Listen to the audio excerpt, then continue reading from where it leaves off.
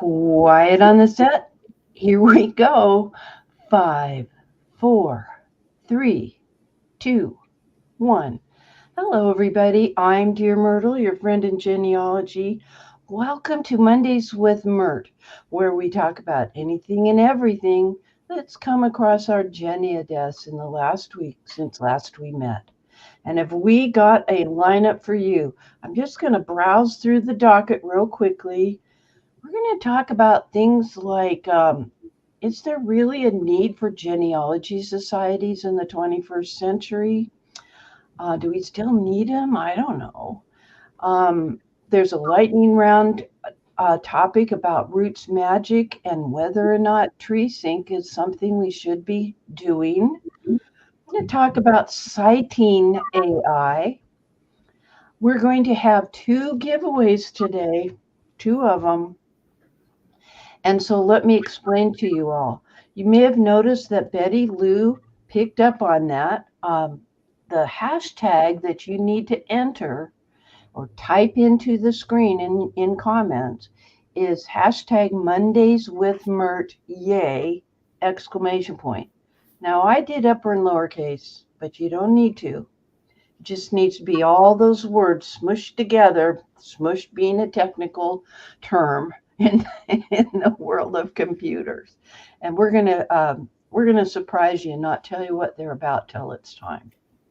Okay, who's on the panel today? Let's go find out. Thank you, Betty Lou, for helping. She's an adjunct member of the panel. So Hillary, our gal in Wales, is here today. Hillary, I really appreciate that you're going to be actively part of the conversation to help me co-host today. I appreciate that.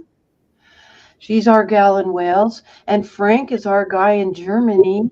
He's the timer today, so be sure and tell me, because you know I could talk at greater than 90-minute increments on this subject of family history. Okay, in the chiclet right below me is Gwen, our gal in CA. Oh, wait, that would be California, right? Yeah, and we're going to talk with her about that AI thing. A couple other things for next week, too. And there's Ellen. Hi, Ellen. She's going to teach me about something I've never tried before, Scapple. Don't know if any of you have done that. Maybe you've watched her video. That's why I asked her to please share with me and teach me a little bit about it. And then underneath Frank in the lineup here is Randy Seaver, perhaps, well, definitely, undisputably, the most prolific genealogy blogger the world has ever known, probably the universe has ever known. And last but not least, in the bottom row, holding court right there, is Richard Miller. He's our special guest today. Richard, thanks for being here. All right, Hillary, let's have everyone else step to the side, if you'd move them to the wings. And I'm going to find Richard's screen here. And Richard, what are we going to talk about today? Well, we talked last week about Goldie May being an organizational tool that is alongside your research. Today, I wanted to talk about the visualization side of this. So this is helping you see your research better. And so I'll talk about a couple of those features today. Okay. You know, I got to give you some compliments, though, because a couple of certified genealogists were watching last week and told other people to come watch that segment last week about using Goldie May as a research tool and the ability to aggregate all the places you've been looking to their, I mean, it's just that you've blown their mind. So, that's amazing. I appreciate that. Thank you. You're getting a lot of compliments. I appreciate that. Thank you. This is a really fun format to be on your panel, and you're a very gracious hostess, and I appreciate it. Well, we try harder, that's for sure. Okay, so we're looking at Hannah Collins. Take it away. That's right. Okay. We'll open up Goldie May on the right, and I'm going to just, there's a longer feature and a shorter feature. So I'll do the shorter one first, and this is called DNA Privacy Mode. Oh, so this is I love. Yeah, thank you. This is a really niche-y feature. So this is probably you're a DNA genetic genealogy educator. And if you want to present on DNA, then you have the problem that you're going to run into giving away all the names of your living cousins that you're not supposed to do. So if you instead turn on Goldie May's DNA privacy mode, so this is the toggle here, and then come into your Ancestry DNA page. This is the moment where I just always walk out on the tightrope, and we hope this works. But you're going to see the whole page blur, and then the faces that are these living people are still blurred. And so this allows me as an educator to talk about DNA. Now, if I go into my DNA matches list, you'll again see all of my DNA matches blurred. It says private for their names, and then no faces are shown. And so this would allow me to talk through to you, what does it mean to have X number of centimorgans, or what do I make of certain people having a linked tree or not, et cetera. So if you teach about DNA, I'm hoping this will be the way you can do it more easily, so you're not having to take screenshots and use Photoshop and do that kind of tedious thing with PowerPoint presentations. So instead, you can present live, whether it's literally live on a YouTube live, or if it's a presentation that you're going to pre-record. This should help because the blurring doesn't have to happen manually. So that's the short feature, but I hope that gives you an overview. That's a pretty awesome feature. So folks, did you get that? When he opened up, when he clicked on Ancestry DNA to look at the matches, the whole page was fuzzy for a second or two until it zeroed in on what are the profile pictures. And so it has, this is revolutionary. It bothers me when somebody, in fact, I hardly ever talk about DNA for the reason that you have solved, in that we need to protect the privacy of living individuals. Let's see. This is going to be great for me because I belong to a group that does a lot of Zoom meetings regarding my desktop software, Family Historian. And we've been talking a lot about DNA, but we record the meetings. But we sometimes have to pause things when somebody's talking about DNA so that we don't show anything that might be. But something like this, if we could use this with it, so I can suggest that maybe if you want to do some DNA discussions, that whoever is going to be involved uses the Goldie May bit. Yeah, that's right. So Randy says that's a great feature for DNA privacy. Do shared matches of shared matches privatize also? They do, yeah. So if I let's go into my cousin, and then I'll show you what that looks like. It should be working it's fuzzy as at usual. First. Yep. And then now shared matches. It's still fuzzy. It's still thinking about it. It's having to do a lot of thinking, but good job. Yeah, thanks. Yeah. So yeah, there it is. There's shared matches. So that's what that would look like. Very good. Yeah. And Frank, our guy in Germany, says that's awesome for presenters. Totally cool. Thank you. Yeah. You'll see this on Diane Southard's in her webinars. And then Dana Leeds has a new YouTube channel, Dana Leeds of the Leeds Method. Yes. So you'll see this there as well. Yes. I was surprised at one of the big 4 genealogy websites discussing DNA. And this was before you invented this. And they had to answer questions about DNA to explain their tools and things. And it made me very anxious that in the middle of Roots Tech on a big, huge monitor, that it was not privatized when they were doing the live view. Much easier. Okay. Thank you for being brilliant in solving that problem. We appreciate that. Yeah, you're welcome.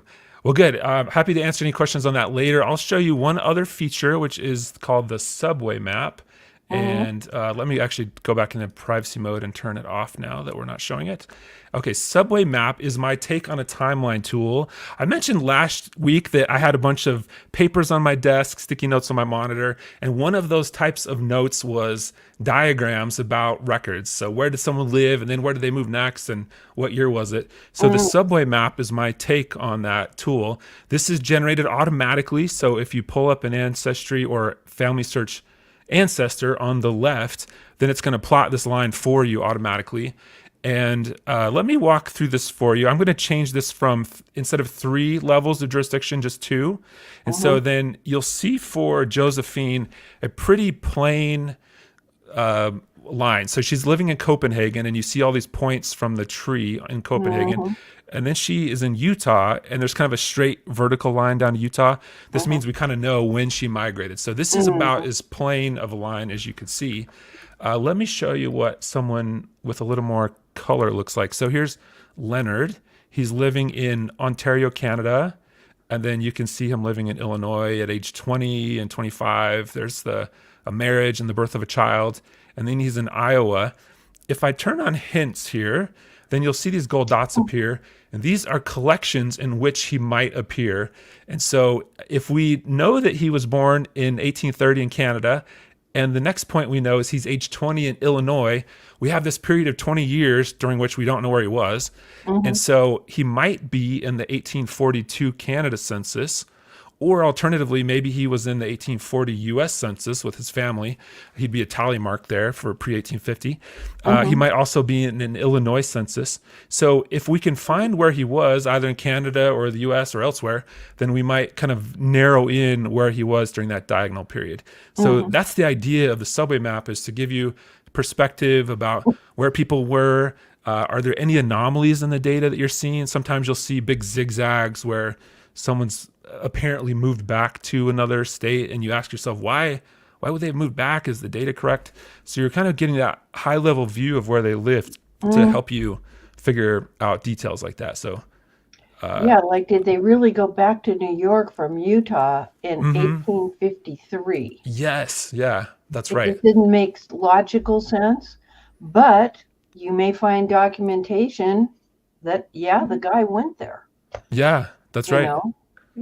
Yeah. So I've found people that have moved around just within the country, but moved around a heck of a lot because they've been got a marine connection. So they've been in different ports. So although they've moved around when their children are born in different places and things, it's correct because of the nature of their occupation.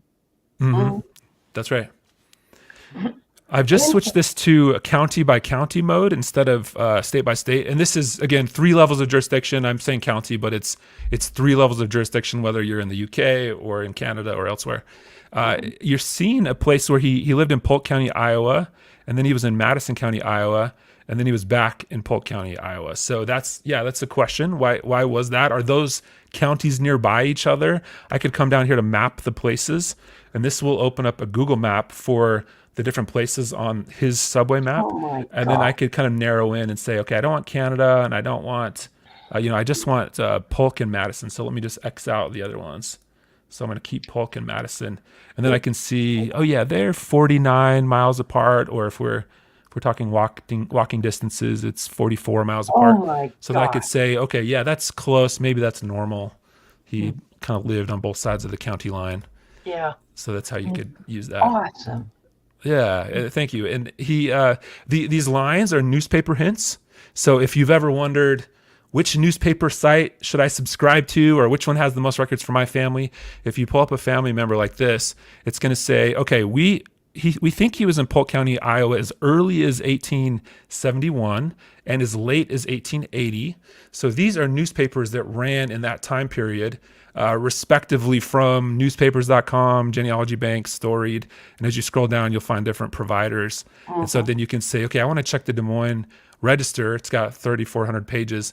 If you click that link, you'll need to be signed in with your subscription to whatever service it is. And it's going to pre-fill the date, the name. So you're searching right in that newspaper at a time and place that he should have lived or might have lived. And so the chance of finding him is much higher than if you just did a general search for him in the newspaper site. And then this also lets you just kind of know ahead of time which newspaper site has more coverage for my family. As I hover over this part of Polk County again, I'm kind of seeing more Storied, the red ones, newspapers, but it could be different for every county. Every newspaper site's good in different ways and has different coverage. So this would help you know which coverage is best in your area. I can't believe the research help this is. go ahead, Hillary. You had a Yeah. comment. Does that cover the newspapers in like the British Newspaper Archive, and I know I can access like the Welsh newspapers, which sometimes they have different ones and they'll have things in Welsh and things. So I'm just wondering if it covers those as well.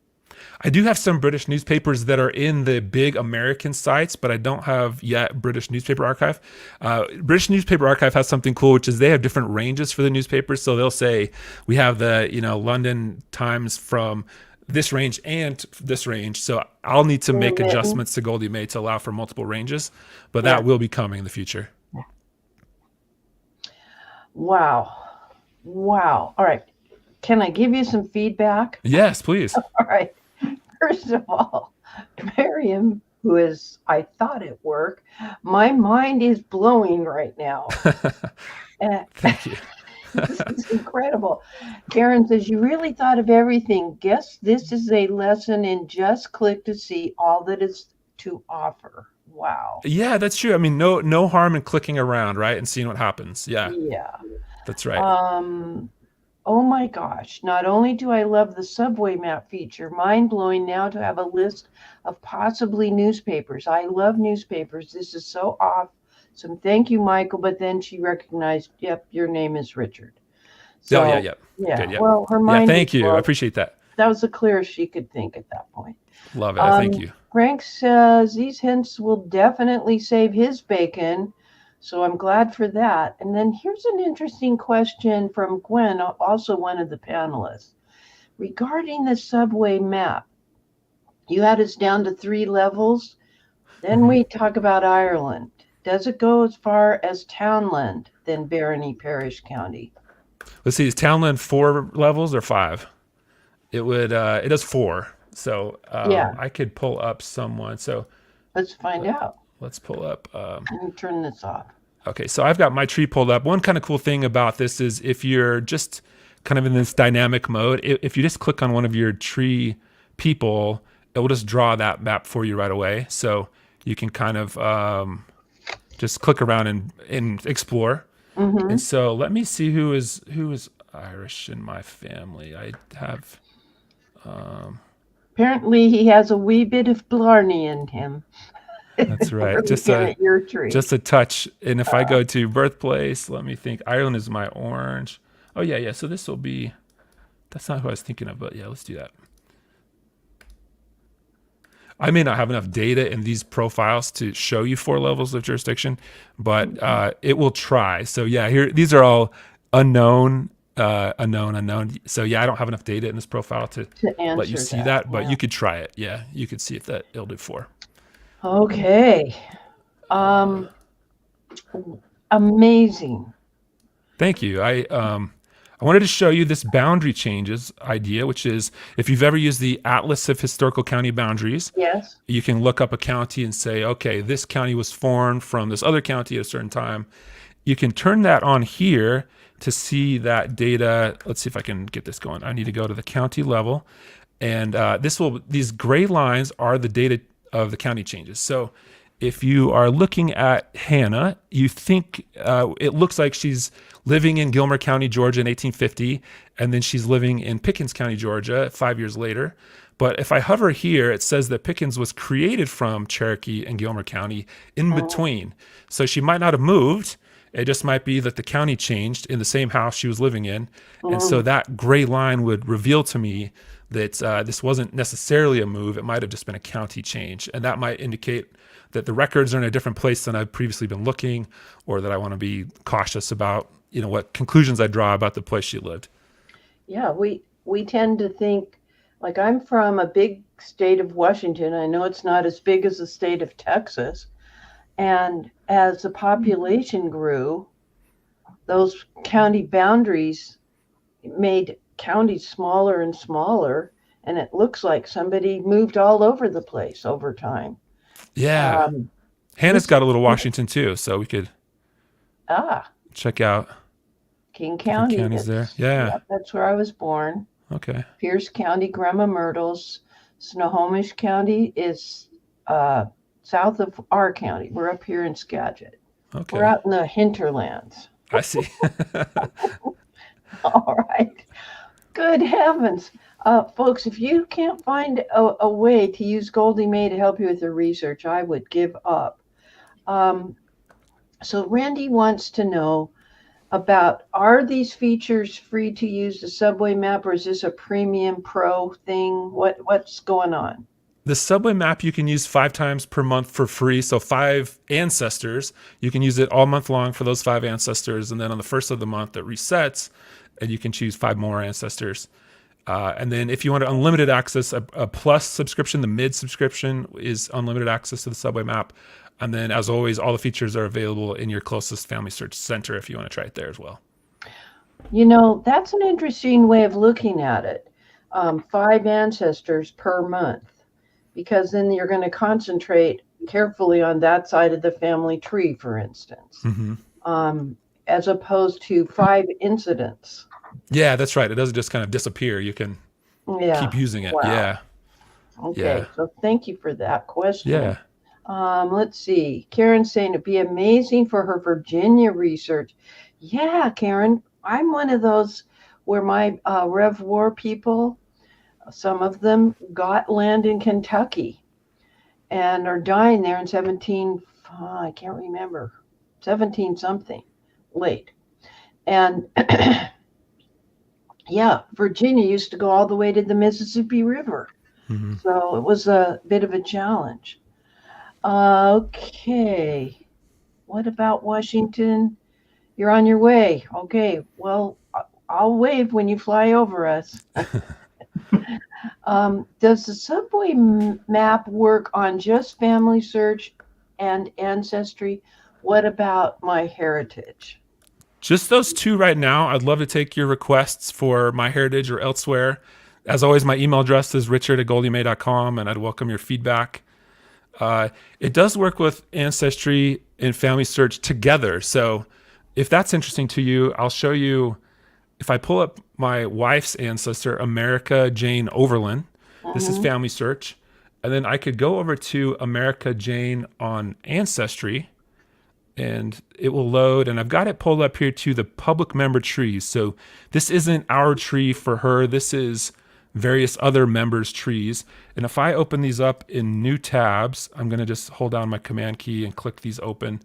And then I'm going to just hover over each tab for a couple of seconds so the line will draw. And there you'll see 4 different versions of the same America Jane. And I'll switch it to 2 levels of jurisdiction for simplicity. But you can just sort of hover over each of these and see consensus or disagreement between the different trees. What an analysis tool.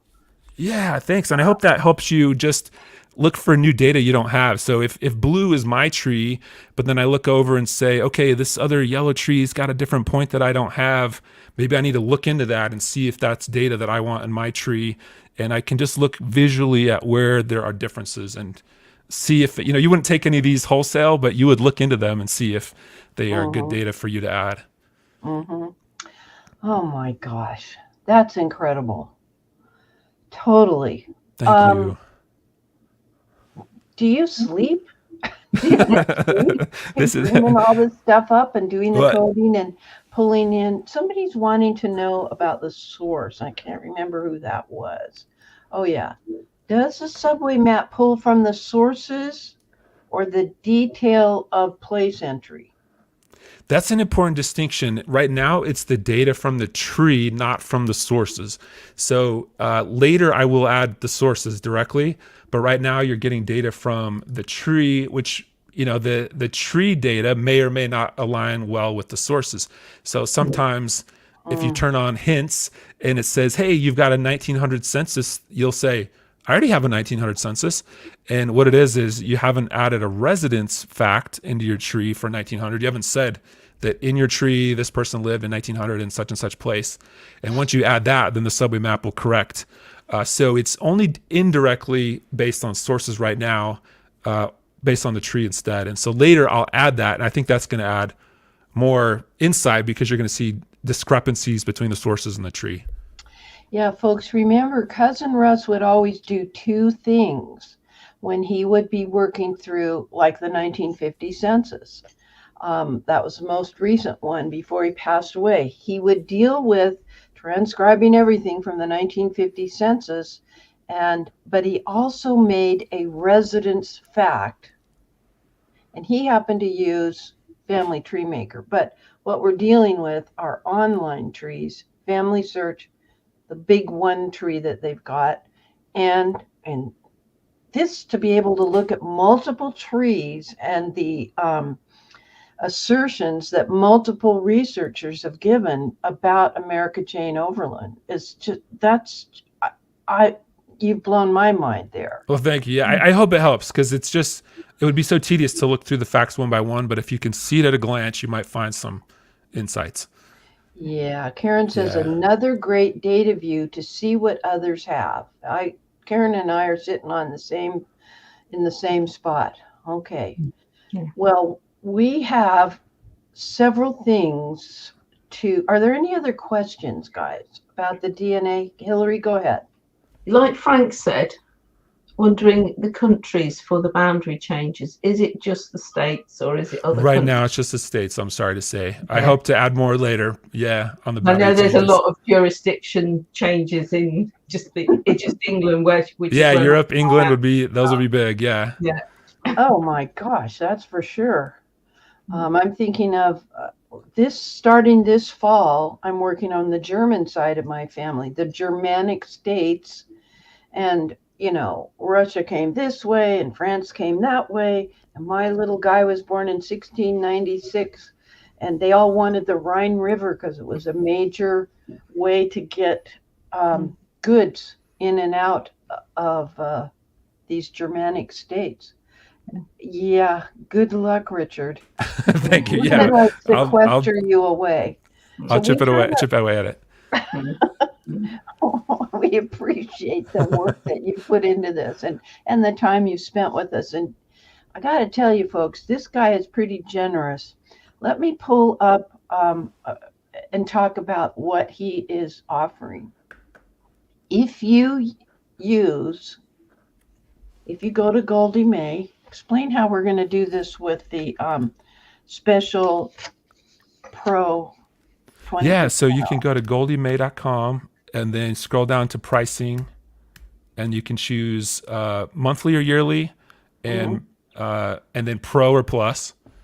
And then as you check out, there'll be a coupon code, which you're about to describe. Which is Dear Myrtle, DEARMYRTLE. Right there. Let's see. Yeah. Point to it on my little chiclet there. Yeah. So that promotion code there. That is incredible. Yeah. 20% off for, is it 3 months? It's for 12 months. Yeah, either yearly or monthly. Okay, guys, that's one way to access it. Now, you also said, here's the coupon code. This is good for 30 days. So if you can't do it right this minute, let me give that to y'all in the comments. Okay, and is it case sensitive? You typed all caps. No, it's not. Yeah, good question. It's not. Okay. Okay, and it could be either the Plus or the Pro. So that's and if you just want to try it for a month, no obligation, but you could keep going or get the year at once or whatever you want. Yep. Okay, that's pretty darn good. Now, there's one other thing we can do. You're being very creative. I can give away a 3 months free Goldie May Pro to whomever I like. And I like a lot of people. Anyway, I'm going to randomly, make some comments, guys. In a minute, I'm going to point to one of you who has commented. Yeah, make some comments. Okay, and a couple more comments. People are. That's what I used to do, is just have Cousin Russ blindly point to somebody's comment. Okay. All right. Love this. Wow to today. Darlene Peterson. Darlene's the one I'm touching. Darlene Peterson. You get the 30 days free Pro. Oh my gosh. Darlene, what you need to do is contact me, dearmyrtle@gmail.com. So congratulations to Darlene. Wow, thank you for sharing that.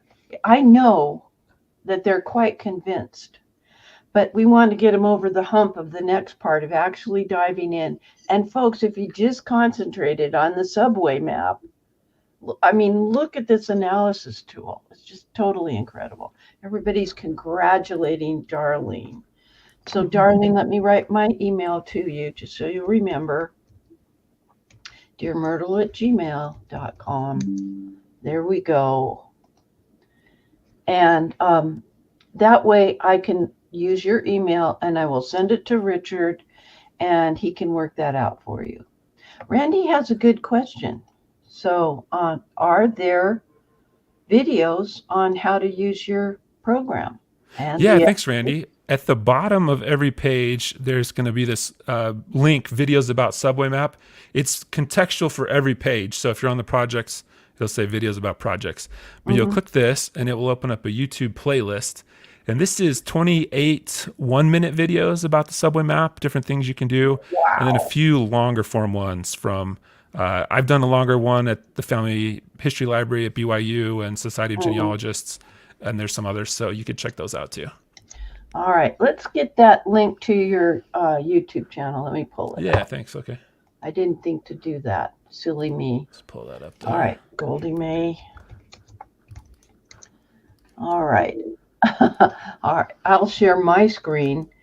And there we go. Welcome, welcome. Okay, I will allow that. So here's the Goldie May link. There you go. Actually, it's at Goldie May. Great. And let's see how you've organized. Okay, this is the latest. We'll click subscribe. But when you click it, did you notice we need to tell it all? That way, thank you. Yeah. As soon as Richard puts something new up, you'll be notified. And I suggest you do that for all of your favorite YouTubers, of which I hope I am also on the list. Okay. Thank you, Richard, for blowing our minds. Somehow we're going to gather our wits about us and go forward with the rest of the You've been so kind. Thank you so much, dear Myrtle. I hope you have a great day today. All right. Thanks a lot. Catch you later. Take care. Bye-bye. Bye. Wow, folks. Aren't we lucky to have a guest today? This is excellent. Totally. Hillary, what have we got next on the docket? Let's see. Let's see. NARA. Yeah. Let's talk. I couldn't hear you, dear. I think it's NARA that's the next item. Yeah. Okay. Yeah. All right. I only heard something, the next item, and I probably need some help. Yeah. Yeah. It's NARA, the NYC. Oh, okay. Yeah. So, well, we're getting more feedback from our attendees. Richard has so many great ideas. He's always so good about answering questions. He did some research like a pro podcast too, I believe. Yeah, that's very good. Selby understood what the heck you were saying. I must need to get my ears cleaned out. Yeah, Betty Lou Burton, you can definitely use it for your research log and projects. Oh gosh, I can see you guys are very excited. Richard, I hope he's still here, but he'll probably listen to the rerun, which is available immediately hereafter, by the way. Kathy is saying she loves the idea that when you are working on a certain part of the tool, right there in the tool on the bottom of that page, you can click to find some help, a video hint about how to use that tool. Good point. Yeah, got to get him into family tree webinars. You bet. In fact, Richard, if you're still listening, I think the deadline's September 1st. And you can do shorts that are pre-recorded. You can also do lives. All right. What else have we got? Yeah. All right. Lots of good feedback today. Okay, so let's pull all the panelists up. There was a sad, unfortunate thing about the National Archives of the United States. Now, unlike Great Britain or Germany as we know it, the United States is kind of big. And so they've established regional archives. There's the main archives downtown in Washington, D.C., and they have a branch over in Suitland, Maryland, because there's overflow records. And that's where but at the main branch, that's where I've done land record research for homesteads and cash entry sales starting in the 1800s. And then there are regional archives. There used to be one in Anchorage, Alaska, and I got to go in the vault. Mr. Myrt and I both did. They closed that and brought everything from Anchorage to Seattle. There is a regional archives in Seattle, and they wanted to close that one quite logically for financial reasons. But there was this time period between the announcement and when they were going to enact it, and it just happened that we had a very proactive Attorney General in the state of Washington who took the National Archives to court and prevailed. So they did not close the Seattle archives. But this past week, if you could get the link and share it, Hillary, the link to the Legal Genealogist blog post about this. I was very upset that the National Archives in New York didn't tell us, the regular folks, including very high profile legal genealogists, that they were planning to close the National Archives branch up in New York City. Now, I'm thinking that we got some thoughts on the subject. And so I want to hear from my panelists and from you what you think about all of this. And then I will bring up this link that, it even took Judy Russell by surprise. Let's bring in a comment or two. Karen says it was shocking how short the notice that they told us about it. Don't know how they got away with that. I kind of am a little concerned, to say the least. Gwen, tell me about Laguna Niguel. I probably didn't pronounce that well. How far away are those two field branches? You're muted. We still can't hear you, dear. You're talking, but and you're muted in line, not by StreamYard. Let's see. Let's bring this up. Just jump in here when you can. They learned their lesson in letting a genealogist know about trying to close Seattle. Yeah. Okay. Can you talk now, Gwen, dear? Hon, we aren't hearing you at all. Okay. I don't know. Somebody from California, tell me how close together those two branches are. Probably 30 or 40 miles. Pardon? Probably 30 or 40 miles. Laguna Niguel is in Orange County. Okay. The one it's not in Riverside, but it's in, the P one. Yeah. It starts with P. I've forgotten myself. So it's about as far as driving from the Salt Lake City airport to American Fork or in Provo area, just around Point of the Mountain. I don't know who AppGen is. I don't know who that is, but she says it's 53 miles. It's in Paris, Perris. Okay. It's not in Riverside, it's in Paris. Okay. Oh, spelled a different way. Okay, I'm learning. Well, I could see traveling 30 extra miles. It makes sense. Why do we have regional archives here in the United States? Do you have them in England, Hillary? Yeah, we have county archives, and sometimes we have archives that are even smaller. Like a lot of the records I need to access are in the city, with just in the city archive. They're in Hampshire's got a Hampshire archive, and then there's an archive in Southampton and another one in Portsmouth, because these were big cities and they held a lot of things. And the main archive for the county is in Winchester. So you've got three within a small area.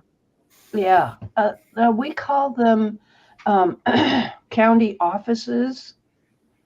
We have state archives, although like the state of Iowa calls their archives where they have their paper records. They call it the State Historical Society of Iowa. And you can have a historical society like we have here on Guimas Island that's just a bunch of volunteers. So historical society isn't that same definition as in Iowa. One of the cool things about having regional archives in the United States is when you have, for instance, Bureau of Land Management records, they can be about that part of the United States, or Bureau of Indian Affairs records. I need to do some research about the Coast Salish tribes here in Puget Sound, up into Canada, not the Canadian records though, and I'll be able to look at film and original records at Seattle.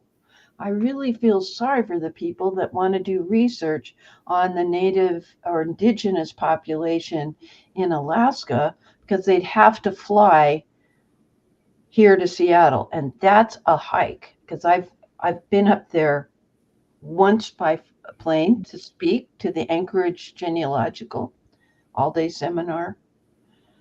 It's the first time Mr. Myrt saw me do an all-day seminar, but I digress.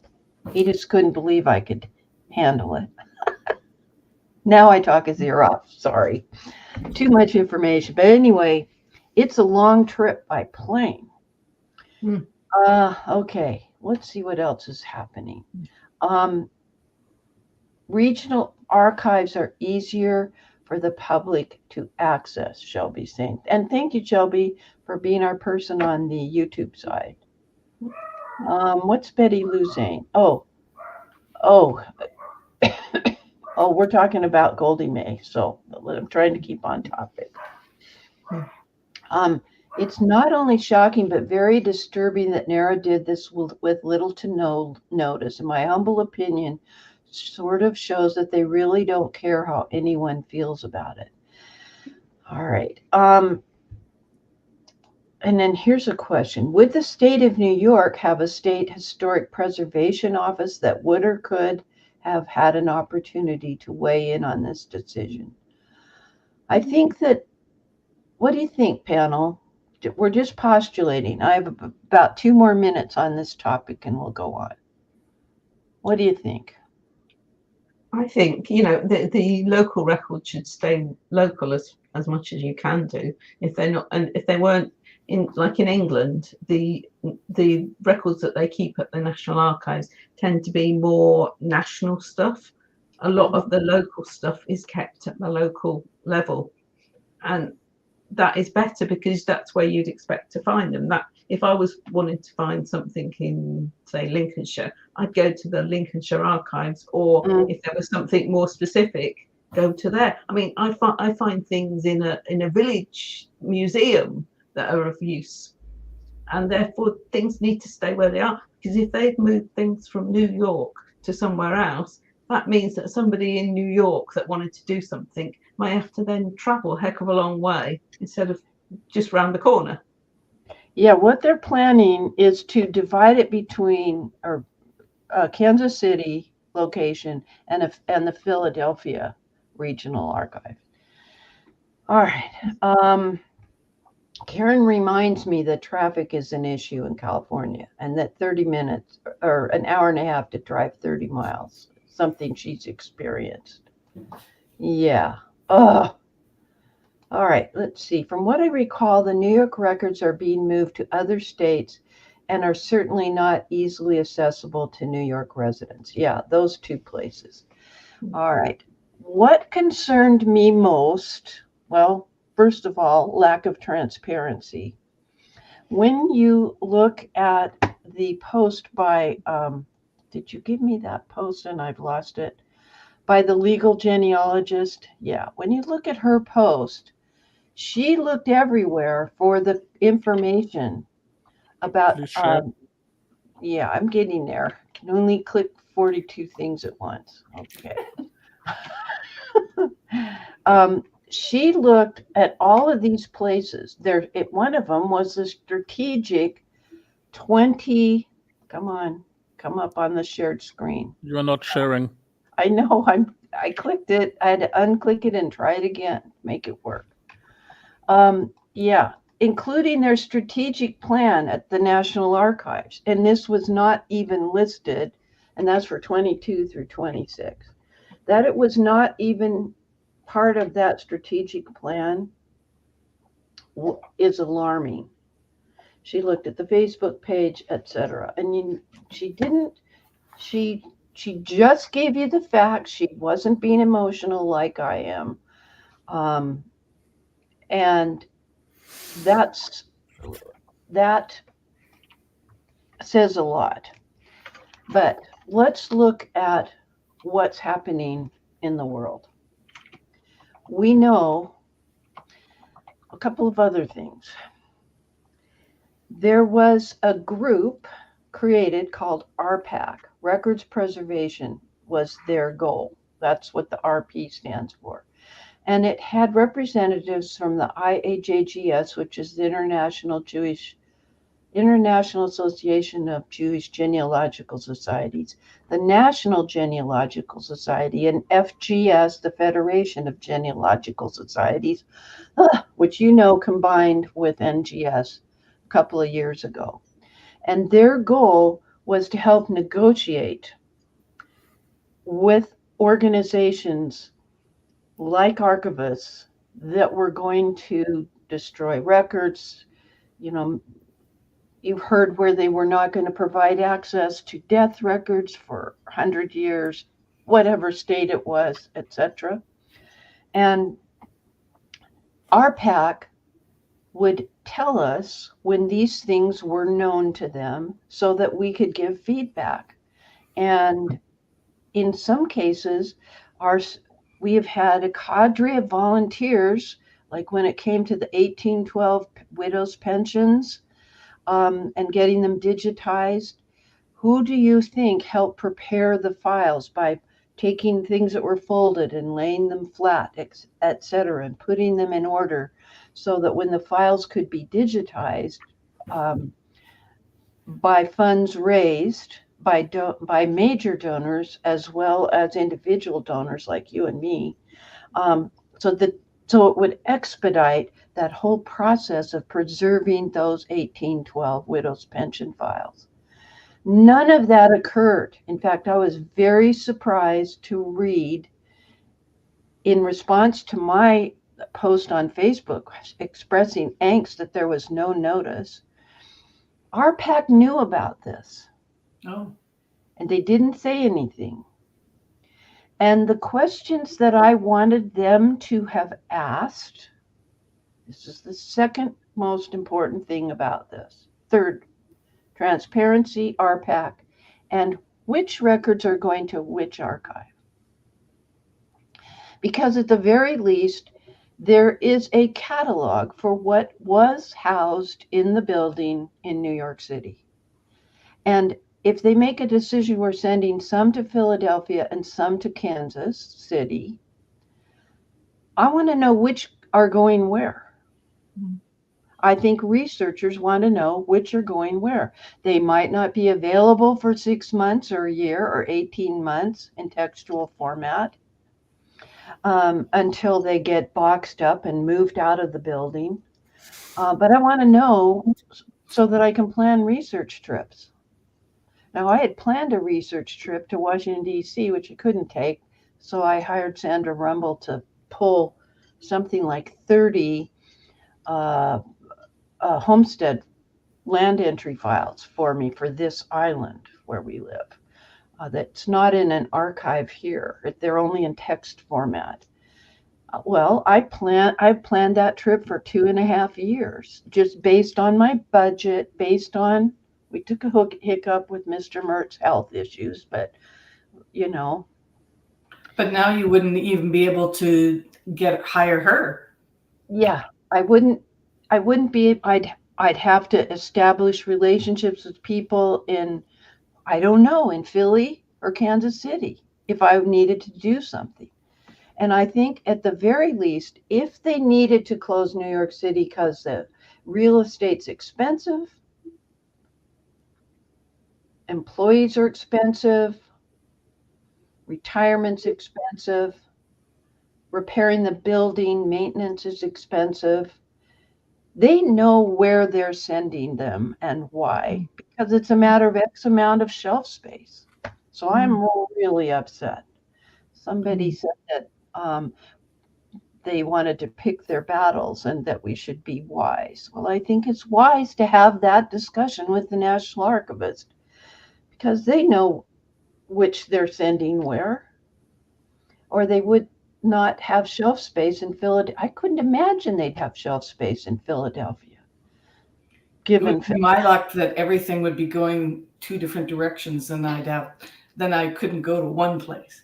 Yeah, I get that, Ellen. I do. Okay. We got a couple of comments. So did RPAC. It's A. Don't use the A, Shelby. I think RPAC did drop the ball by not asking the questions, at least that question. And another question that could be asked is how soon are the textual records at Philadelphia or Kansas City going to be available to researchers? I don't care what the answer is. I want to know the answer, though, so that people can plan. I mean, contracts for researchers, et cetera, need to be worked out. Karen says, I agree. We should know what and where. Disturbing that it was known and that they did not say anything.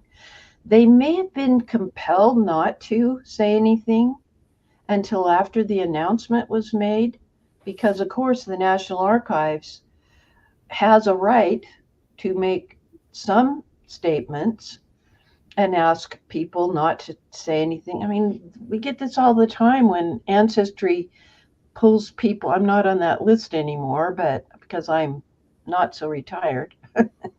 But when Ancestry would show a new feature to bloggers, we were all sworn to secrecy. But I can't imagine not trusting RPAC to hold the answers to the questions until 10 minutes after the announcement was made on Monday. Hope you don't lose the historic building. Yeah. Sometimes here in the United States, they're saying, it's easier to tear it down and start over. Any more comments from panelists? Randy, you're being quiet. And you're saying, gee, Myrt, you were not going to talk as much today. And I'm talking a lot. All right, let's switch gears. I agree with you, Hillary. You can lose something when you get only digital images. But sometimes, as we've seen with Ancestry, I can't say how they did it because that is proprietary, but there's a way to take faded text off a page using different filters, and I won't say anything more. So it was actually easier to read what was digitized when they employed that. We noticed that actually with some of the plants that we are holding, which are faded as really bad. Yes. We simply take a digital photo of it and you can read it again. It's like magic. Yeah, I noticed with my old camera, not even a digital camera, it was a film camera, but it was a 52 millimeter, and I added plus lenses, that there were things that it could see that had faded in away. It could see into the paper better than the naked eye could. Yeah. Okay. Just lose you can just lose context when you only get digital images. You don't. Hopefully they would keep them in the right order, but things can get put out of order in the process, can't they? They sure can. I've been surprised, and that's where the volunteers, like, trying to think of who they are, but they're local researchers in the greater Washington, D.C. area who would come in to prepare the files for the 1812 widows pension. They knew how things should be in order. And patrons will reprioritize things, because I've seen a mess of files, particularly in Civil War pension files, where the files can be this thick. And somebody put all the envelopes at the back. So you didn't get the date of transmittal kind of thing. You got the date of receipt because it was stamped on the form. But yeah, you never know. When I went to the National Archives, and I think I copied one of Randy's ancestors' records years ago, Randy, if I'm remembering correctly, I did front and back of every page, even if the page was empty. Just to prove that it was empty, that I didn't miss anything. Yeah, Kathy says, an email I saw a couple of weeks ago indicated that the National Archive branch had very low traffic, which is why they made the choice to close it. Certainly justifiable. In order to pay the employees and the lighting and the heating and the air conditioning and the maintenance, leaky pipes, all that, you'd need to have hundreds and hundreds of people using an archive to justify that expense.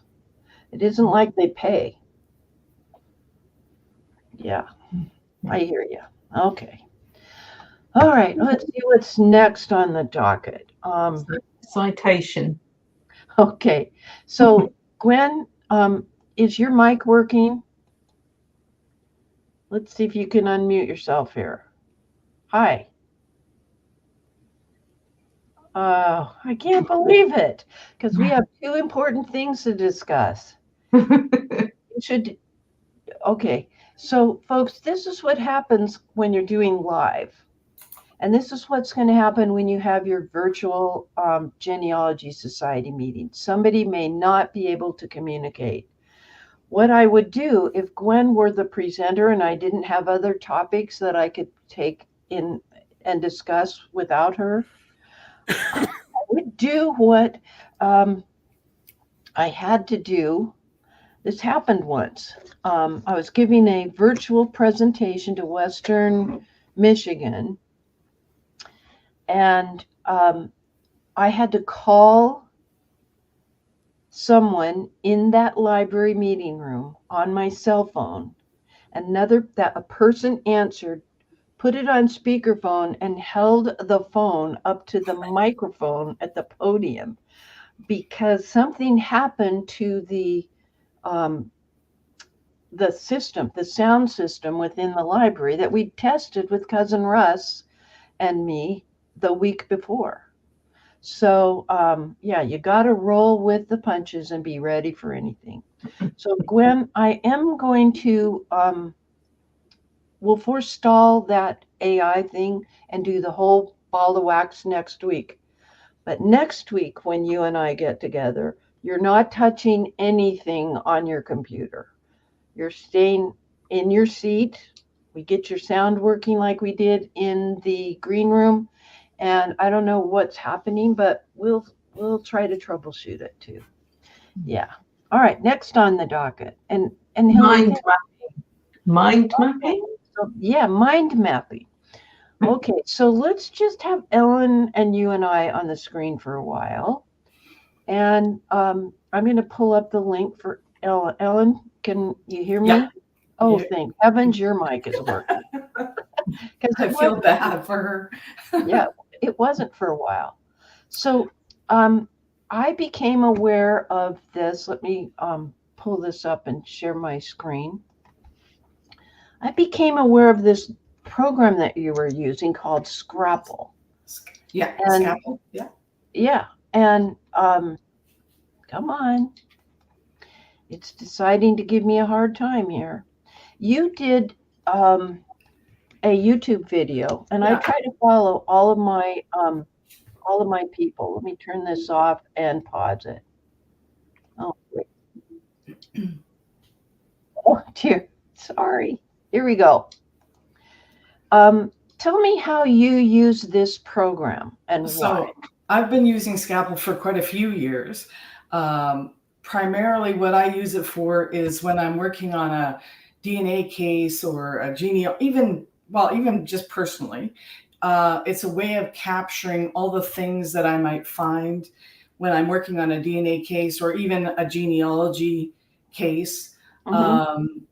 Just like so you can import photographs, you can put URLs in there, just all your notes. But another way you can use it is you can make like a little mini tree and start without creating something more permanent on one of your programs. And so you can just start adding people and see what it looks like before you make something more permanent. So okay. So this is the video. I'm not going to play it, No. but it's how you were using it, and you use the term mind map. Yeah. And this is not a new concept. No. What is mind mapping, would you say? Well, to me, it's kind of like, for me, it's like a brain dump of the things that ideas that you come across. But you could make a script for something that you wanted to create.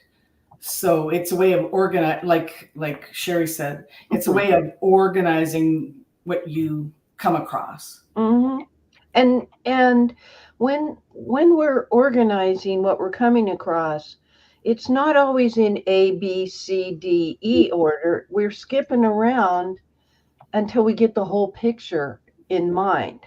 We're taking things from our mind, putting it in a place so we don't have to keep worrying about it at point A until we find B, just because C popped up on the side. Right. And they may not be connected like you've shown in your diagram here. No, I mean, for me, sometimes you go around and you find different things, and it's just a way of capturing those things, because I kind of feel like lately I feel like a squirrel. I'm finding here, there, and everywhere. And so it's a way of capturing those things that are important so that I don't lose track of them. Yeah, because you really do want to find out point B, but point C, as long as you've got it somewhere in the periphery, yeah, in this Scapple, is that what you call this thing? Yeah, I call it Scapple.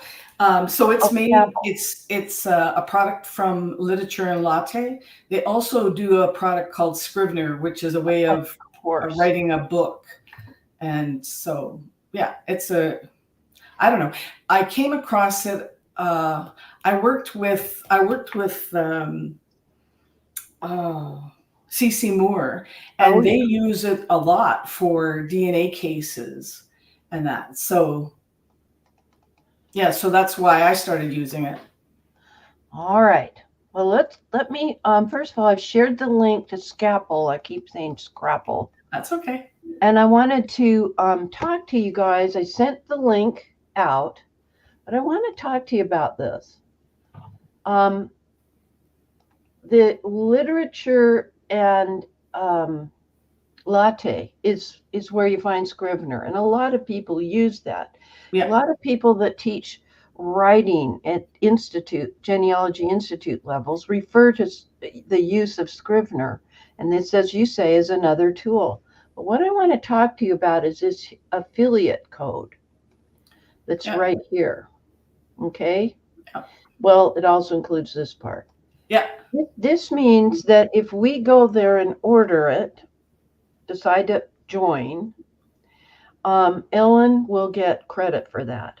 Yeah. Now, I don't normally let anyone, like on the YouTube side, you cannot add a web address. Only certain people can during my webinars, because I don't want somebody from some nefarious organization come in and, lambaste us with all kinds of funky links to funky websites, right? But when it is my panelists, I want to support them however I can. They volunteer to spend their time here with us, with me. And this show would be nothing without our volunteers. So sometimes the affiliate code is a lot more subtle than this one. So this one's a good example to have this discussion.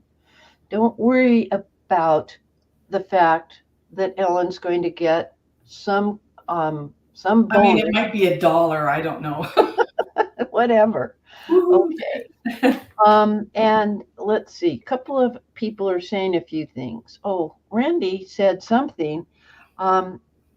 Looking for. Oh, wait. Here it is. Siri tells him. He asked Siri, what is mind mapping? A mind map involves writing down a central theme and thinking of new and related ideas that radiate out from the center by focusing on keys written down in your own words. And looking for connections between them, you can map knowledge in a way that will help you to better understand and retain information. Thank you, Randy. Appreciate that. So if you were going to go on a road trip, a genealogy road trip, you could capture all the places that you'd like to go on your mind map and put all the URLs, and you could understand the hours. You could do so many things with it. It's just whatever you can think of. All right. So we're feeling comfortable with the URL that has an affiliate link to it. So let me, no, I don't need to. It doesn't impact the amount that you would pay. This is how Thomas McKenty, makes his money. One of the many ways. Yeah. All right. A few more comments before I sign up, because I'm going to sign up from scratch. I don't know how to use it. I understand the concept because you were very good at explaining what you're doing in your video. And I have an idea for using it. Kathy says, I use Scrivener for all my genealogy notes and research, and also use Scapple along with it. And Valerie says, I'll have to try Scapple. Keep saying Scrapple. I'm going to have to work on that. At the moment, my mind mapping techniques are 3x5 sticky notes on my office wall for my huge project, which is her mother's story. And let's see if anybody else I've missed. That's kind of my thing, is I'm trying to avoid all those sticky notes with cryptic messages that I can't remember what they meant. Yeah, I can hardly read my handwriting. I'm my father's daughter. He was a doctor. Karen says, Valerie, I have a huge whiteboard and sticky notes too. And let's see. Miriam says, great idea about the road trip. She's getting ready to do a short trip with her sister up to Vancouver, British Columbia over Labor Day weekend. She loves geocaching and I do genealogy, so we often hit cemeteries. All right, and this is the one I had up for a second. Joyce says she uses Mind Map in work, and it's a great tool. I also use a type of fan network as well. It helps so much. There are so many good tools for genealogy these days. Some days it does get overwhelming. I hear you. Mhm. Okay, if you so scroll down a little bit, you'll see the Scapple okay, just a second. or products actually under products on the top ribbon. Yeah. Okay, there we go. Okay, Scapple. Yep. Okay. And So I would download the free trial. okay, tell me about their free trial. The free trial is so unique, I think, because it's 30 days of use rather than 30 days consecutively. So if it takes you 6 months to use it 30 times, you can you won't pay for it until after you've used it 30 times. So if it takes you a year, Okay. it's, you don't have to pay until then. Okay, good. Let me now find where the heck I downloaded it because I don't see it on my desktop. I'll look for it this way. It's probably still working on it. There it is. Yeah, okay, this is what the icon, let me show you what the icon looks like, guys. It's really tiny. Yeah, we're going to let it,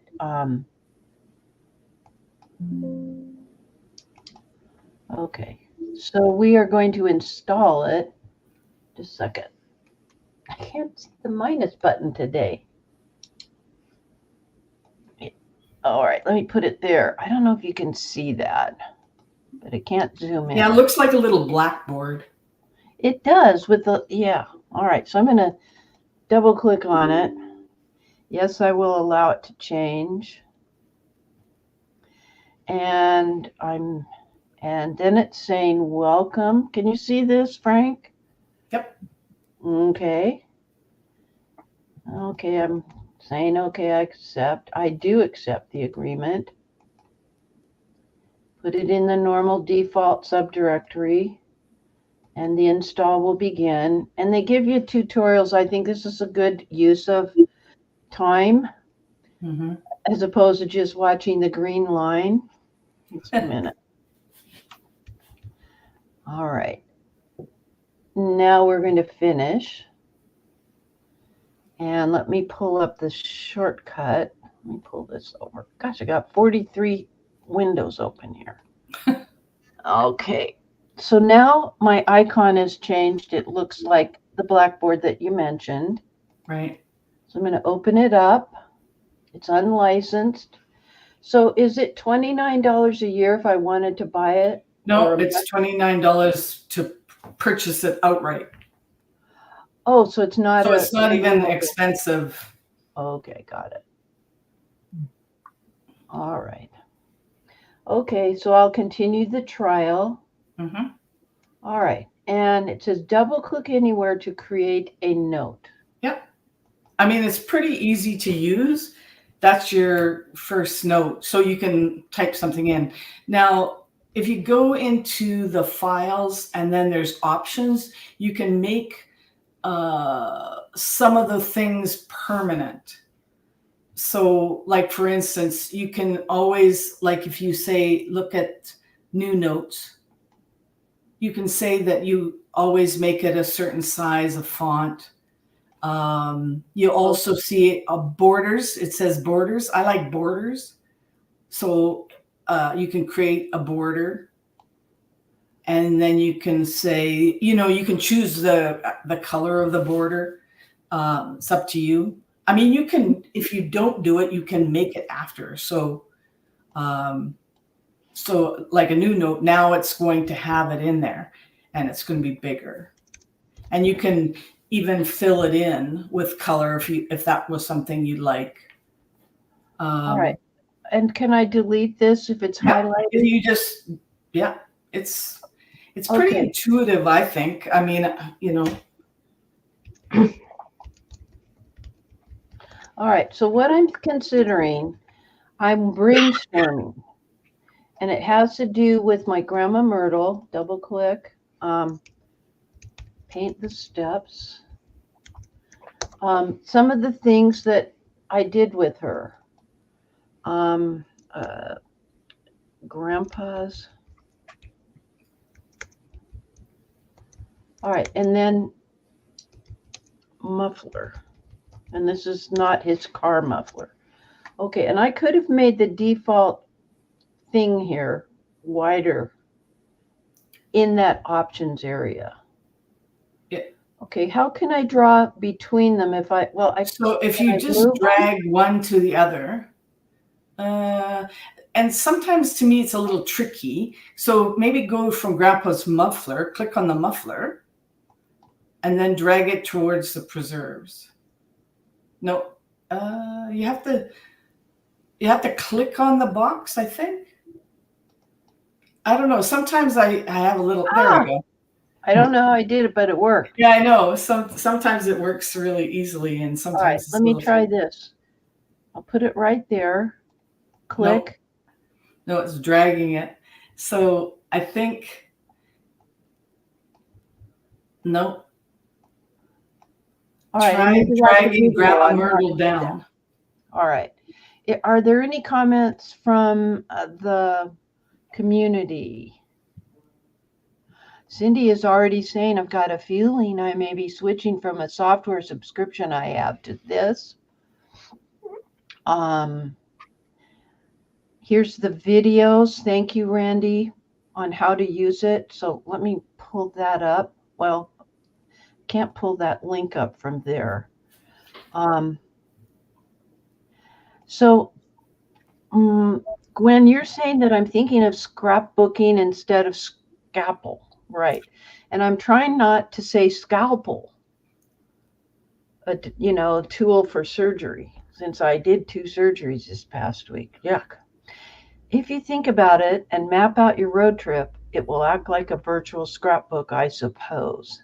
Thank you for explaining my insanity today, Gwen. I appreciate it. Oh my gosh. All right. So in other words, these are topics that I could write about. And by the way, Miriam is my writing accountability person. We tend to meet on Tuesday evenings unless our schedules are really wonky. And we meet together. You should have a writing accountability person. We meet, we talk for about 5 minutes or so to catch up on the news and clear our minds and state our goal for that hour, set the alarm, and then at the end of that time period, we're still in Zoom, but not talking to each other really. We're not advising each other, and except in the opening and closing, we do have our conversations as to how we are meeting our goals or exceeding them. One of us had a challenge using a blogging platform. Another one of us was having a challenge creating citations after the fact. That would be me. I should do better in that regard. And trying to work out something at that point. Once in a while, we do help each other with an opinion or so. And of course, you know that I'm quite opinionated. Poor Miriam. Anyway. I've got a question. Yeah, go for it. If you create one of these mind maps, can you take an image of it, or can you use the image of it? You can save it as a PDF. It's just that I'm thinking I've got something I want to explain on my blog, and it's not going to be straightforward, and I might be able to put it onto a mind map better than I could. I know you can save it as a PDF. Yeah, I can't. Let me zoom in more so you can see it better. File. It's still hard for you guys to see it. Export PDF as an image, plain text, RTF. So you can export it as a PDF, and that's what I usually do. Yeah. Mm-hmm. So But if I I'm could do an image, couldn't I? By the sounds of things, I could do an image if I wanted to put an image on a blog. right, Yeah. yeah, right, yeah. Okay. So, yeah, I mean, like, so for instance, if you were doing a genealogy profile, like I think that's what Myrt's talking about, doing a profile about or writing a story about her grandmother, you could start listing all the things you think of, because sometimes when you're trying to think of them, you might not think of everything. But then if you started this, you could then go back to it and say, oh yeah, I remembered something else I want to talk about. And so it would be just a way of capturing everything, you know, in one spot. Yes. Now here's some things that are kind of that's where I double clicked. This topic is more about what my dad said. Boy, Yeah. I'm really having trouble with repeat. Something's up with my computer. I probably need to, when it does that, it means I need to reboot. But this is something related to my grandmother, but this is only what my dad told me about grandmother. Right. Oh, and then I also have newspaper. And you can put URLs in here too, so that then when you click on them, it'll go directly there. Or if you have a picture of it, you can actually drag it and drop it on the mind map as well.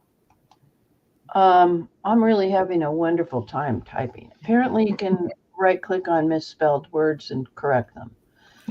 We can change our view. You can stack notes, format, align. You can align everything left. I don't know. Oh, that's this. What's the tab? Yeah, right. I mean, you can change the shape of your bubbles if you wanted to. So you could make them jagged. Mm-hmm. Myrt, we have 8 minutes to go. Okay. All right. We're running out of. Dang. But you get the idea. All right. All right. So this is my first try. Now, I don't want to close it because I want to play with it some more today. Okay. So but if I closed it today and open it tonight, that's 2 times out of 30, right? Right. I believe so. All right. But if I go away for a week and don't use it, that's not held against me because it's 30 times opening the program. Right. Okay. So I think it took me like 2 years before I used it 30 times when I first started using it. And then now I use it all the time. So I did buy it. Yeah. Randy has a point that it's a good idea to watch the how-to videos and watch Ellen's video as well. It's all good. Yeah, thank you. Can you tab out of a note to create a lined attached note, new note? I don't know that. We have to watch the how-to videos, as our Randy suggests. Did you ever try Lucidchart, which is, I know, another thing that people like to use, but I think it's a lot more expensive. It's more expensive, and I found it a little bit, I don't know, there was a little bit of a learning curve, and this seemed real simple. It had a lot of options. I don't have a subscription to it. At the point that I was retiring, that's when everybody was getting into Lucidchart, so I just let it go. And Frank says he's going to try it. Have I got everybody on the panel up on the stage? Yes, you do. Okay, I can see you. All right. Let's see if I can fit in one more topic. Oh, I have a giveaway. So the Occasional Genealogist, Jennifer Dondero, wrote a post about the Historical Biographer's Guide to Research, the FAN Principle. It's a quick sheet by Elizabeth Shawn Mills. And let me share my screen. And this is what I'm going to give away today. Now, we had 3 giveaways today between our generous Richard and then me. I need to send you a gift card. let's see, I'm going to send it to you from Amazon. And if you're not in Amazon USA and you win, then I may have to send you the money via PayPal or something so that you can buy it on your country's Amazon. Anyway, the reason that I'm suggesting that you start following Jennifer, first of all, she's a great gal. She calls herself the Occasional Genealogist.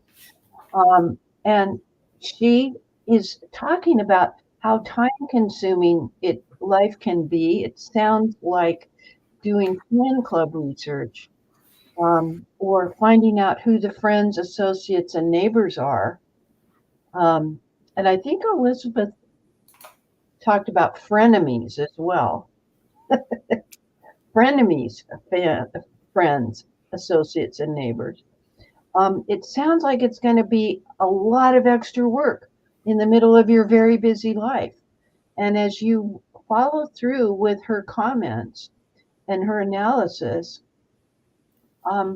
there's no point in rushing. It's just going to take a while.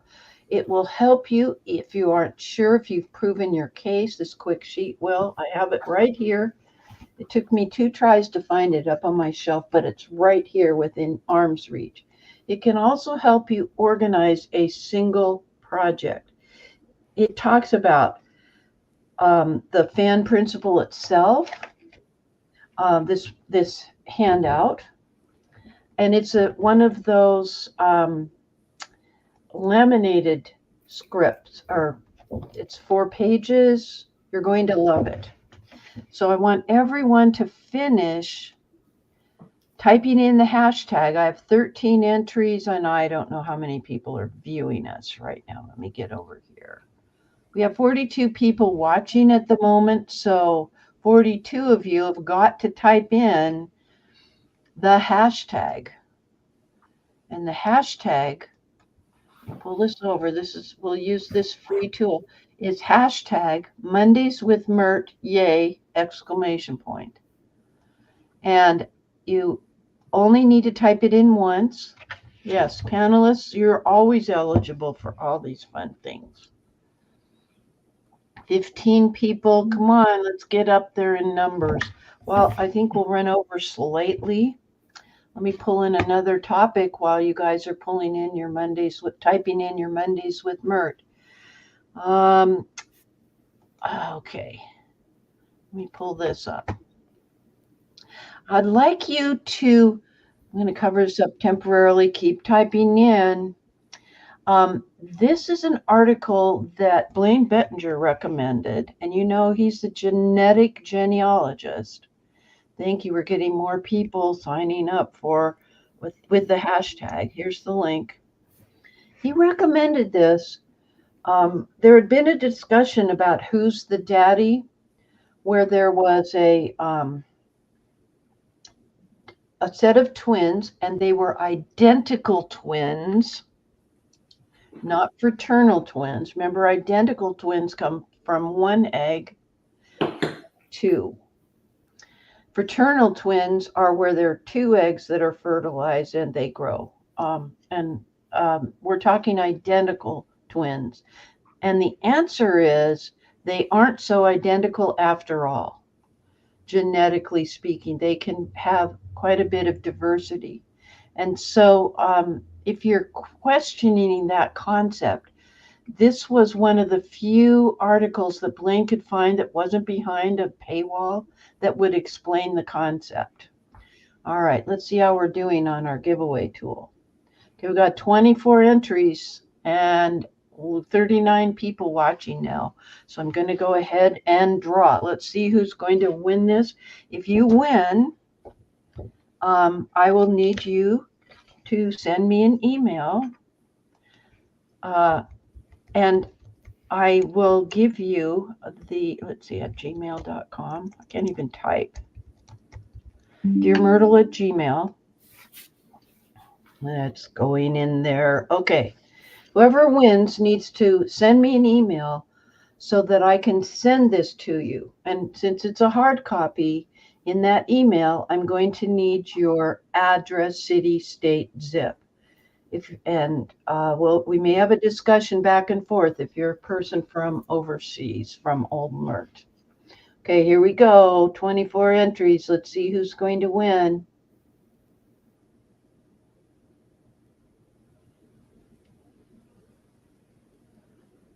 Hey, Selby. Yay. Good on you, Selby. Congratulations. Boy, I wonder how long that confetti's going to keep going. That's kind of a fun tool. And it's part of StreamYard that I can do that. All right, so Selby, send me that information. I'm happy to share this with you. I know we are both U.S. residents, so I'll just have my remote offices at Amazon send you that little gift. Okay. Randy, we didn't get to talk today. I'm sorry. It was a busy day. But we're going to end on time for once in a blue moon. All right, folks. What we didn't get to today is spilling over into next week, and nothing left to say, but I'm Dear Myrtle, your not so retired genealogist, friend in genealogy. Happy family tree climbing, everybody. That's a wrap.